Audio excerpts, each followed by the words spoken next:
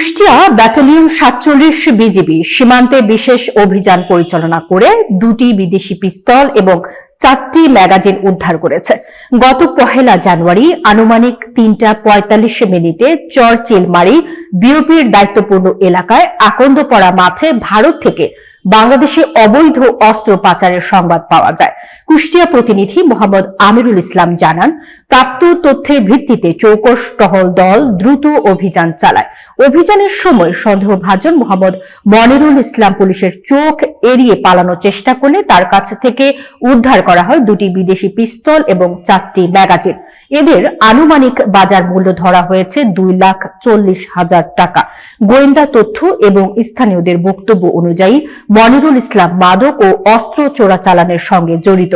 উদ্ধারকৃত অস্ত্র ও ম্যাগাজিনকে দৌলতপুর থানায় হস্তান্তর করা হয়েছে।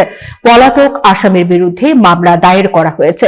কুষ্টিয়া ব্যাটালিয়ন ৪৭ বিজিবি জানিয়েছে, সীমান্ত নিরাপত্তা নিশ্চিত এবং মাদক ও চোরাচালান প্রতিরোধে তারা সর্বদা কঠোর অবস্থানে থাকবে। ভবিষ্যতেও এ ধরনের অপরাধ নির্মূলে বিজিবির কার্যকর অভিযান অব্যাহত থাকবে।